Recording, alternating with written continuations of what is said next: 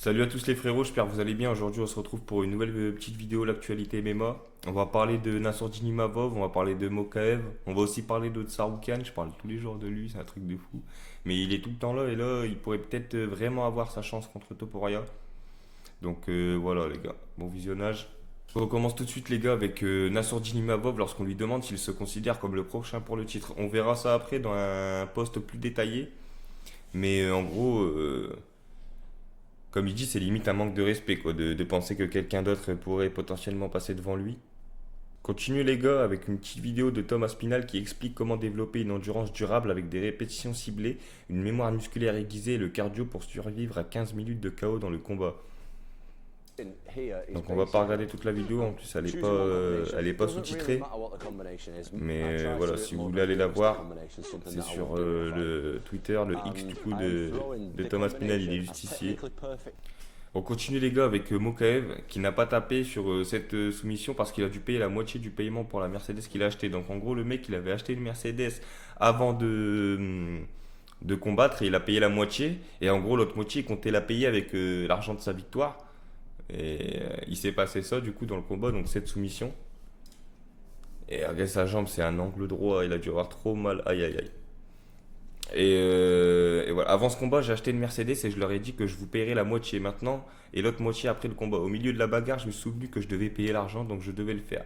Donc en gros, il pouvait pas taper, il pouvait pas abandonner, c'était pas possible, sinon il était dans la merde. C'est un ouf. On continue avec encore Mokaev qui a déclaré qu'il était prêt à passer d'une catégorie de poids à un niveau supérieur et à combattre chez les poids coqs. Tout ce dont il a besoin, c'est d'un autre contrat avec l'UFC. Je pense que ça serait une purge, hein. Je pense que s'il monte d'une catégorie, il va se faire pas allumer, mais ça va être dur. On continue avec Adesanya, les gars, qui revoit son moment avec Chuck Liddell. Donc, Adesanya se souvient fièrement de ce qu'il a accompli lors de l'UFC 243 contre Robert Whittaker devant 57 000 fans. Donc, c'était son intro légendaire, une intro de ouf. On va regarder ça ensemble. Il regarde ça, il en parle avec Chuck Liddell. Mais incroyable. Surtout que je sais plus c'est où que j'avais vu ça, mais je crois que ils ont pas le droit de faire ça, de rentrer avec des danseurs, etc. C'est illégal. Surtout que là, ils ont tous des masques. C'était peut-être pendant le Covid. Je sais pas du tout. 57,127 people in that stadium. I think someone would beat it if they do at Legion Stadium. That's my boy now, Robert Whitaker, one of the best middleweights of all time. He's a great dude, man. That's literally one of my favorite. 57 000 personnes, vous imaginez comment ça devait résonner. Et même lui, il le dit, hein. Robert Whittaker, c'est un des plus grands combattants, un des plus grands middleweight de tous les temps. C'est un putain de combattant et tout, il le dit lui-même. J'aime bien ça, le respect entre les grands. On continue les gars avec Islam Dulatov, donc c'est le combattant qui fait du mannequinat et en même temps combattant. D'ailleurs pour l'anecdote il avait dit que si un jour il devait se séparer d'un des deux, il arrêterait le mannequinat et il continuerait le MMA. Donc il est vraiment passionné. Donc il révèle qu'on lui a proposé un combat à l'UFC Paris mais qu'il a refusé en raison de problèmes de santé. J'avais une offre pour combattre à Paris mais je suis malade depuis 2 semaines maintenant. L'adversaire était déjà prêt. Au début j'ai accepté mais mon responsable m'a dit vous êtes toujours malade, vous ne vous sentez pas bien et votre pouce doit être examiné à nouveau. Nous avons donc décidé de ne pas prendre ce combat et de nous donner un peu de temps. Et c'est dommage parce qu'on aurait pu l'avoir à l'UFC Paris. Et ça manque un peu de beaux combats. Il y en a des beaux mais il n'y en a pas tant que ça. Donc ça aurait été bien de l'avoir parce que c'est un super combattant. Et c'est dommage. C'est dommage. Mais je vois, c'est marqué via frère Dulatov. Peut-être que son frère il fait du MMA aussi, il faudrait que j'aille voir. Je continue les gars avec une petite vidéo de Duplessis qui nous dit qu'on est clairement pas prêt. Who says, I'm here again today. I'm here again tomorrow. It's a person that puts no fucking limit on what's possible.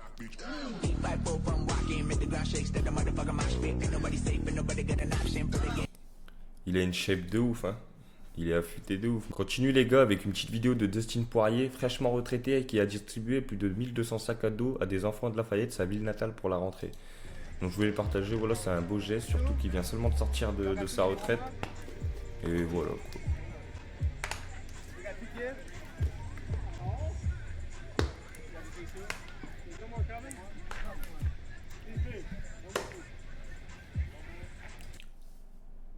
On voit il a un maillot The Good Fight Foundation, ça doit être une de ses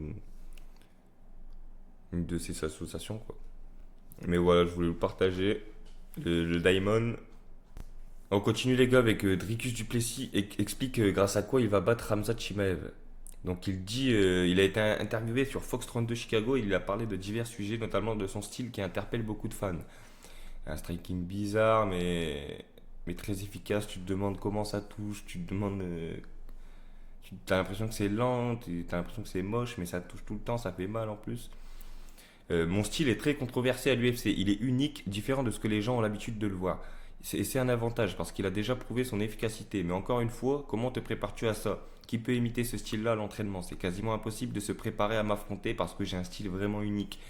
Et pour le coup, il a vraiment un style vraiment unique. Et donc là, il pense qu'il y a une faille à exploiter. Bien sûr qu'il y aura beaucoup de lutte et de grappling dans ce combat, mais à ce niveau-là, tout le monde est excellent dans toutes les disciplines. Ce n'est pas un combat de lutte ni un combat de grappling, c'est du MMA et c'est ça que je vais exploiter. Donc en gros, il laisse comprendre que voilà, Khamzat il a beau être très fort en lutte, en grappling et tout ce qu'il veut, et bah c'est du MMA et debout, il compte bien lui faire beaucoup mal, enfin il compte bien lui faire mal Duplessis. Il continue en disant on ne se bat pas pour un titre en lutte ni pour une ceinture en jiu-jitsu, on se bat pour le titre UFC et c'est pour ça que je suis le meilleur. Je ne suis peut-être pas le meilleur lutteur, ni le meilleur grappleur, ni même le meilleur striker, mais si tu prends tous ces éléments et que tu les combines dans notre sport, le MMA, alors je suis le meilleur du monde.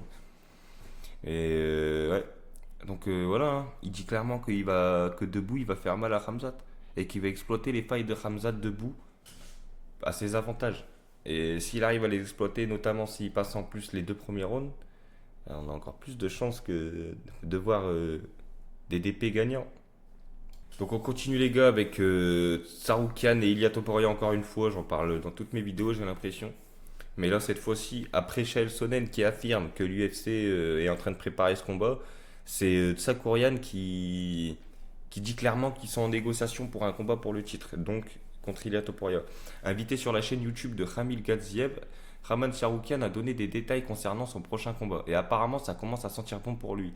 Je suis numéro 1 au classement, mais l'UFC fait ce qu'elle veut. Si je n'obtiens pas le prochain title shot et que je continue de gagner, ils n'auront plus le choix que de me le donner. Puis il ajoute ceci. Enfin, déjà, ils avaient déjà pas le choix. Enfin, il le méritait déjà, quoi. Il était déjà numéro 1 au classement, il devait déjà combattre pour le titre. Il est quand même gentil de dire ça en mode voilà quoi, je fais ce que l'UFC veut que je fasse. Bref, il continue en disant je pense qu'il y a 70% de chances que j'affronte Ilia Topuria. Et il conclut en disant pour l'instant, ils ne m'ont proposé ni adversaire ni autre option, nous sommes en négociation pour un combat pour le titre. Donc voilà. Donc il va enfin avoir sa chance, il va enfin pouvoir combattre pour le titre. Et c'est totalement mérité. Et voilà. On en parle tous les jours et bah ça y est, ça va être enfin peut-être officiel. Donc on finit les gars avec Nassourdine Imavov qui annonce une excellente nouvelle pour l'après UFC Paris. Donc il dit dans une interview pour MMA Junkie, il a dit qu'est-ce que vous en pensez vous? Rien que de poser cette question, c'est un manque de respect. Vous pensez qu'après avoir battu Caio, les mecs derrière moi méritent plus que moi? Forcément le prochain c'est moi sans aucun doute. Déjà pour moi le prochain c'était lui avant de faire ce combat contre Caio. Il prend un gros risque. Mais en plus, un gros risque. Mais en plus, s'il bat Caio, mais là, c'est sûr à 10 000% que c'est lui le prochain pour le titre. On entend parler, enfin, on entend beaucoup Rainer de Reader qui force, on va dire, qui pousse pour essayer de gratter le combat avant Imavov, pour essayer de doubler Imavov, mais ça n'arrivera pas. Et donc, son équipe, ils disent clairement ce que l'UFC a dit, c'est qu'il est le prochain sur la liste pour la ceinture. Donc, ça fait plaisir. Ça fait plaisir pour Nassourdine, sachant que. On n'a toujours pas de Français champion UFC. On a Firo qui est passé pas loin il n'y a pas longtemps. Elle avait perdu 3 rounds à 2. Elle est vraiment passée à ça.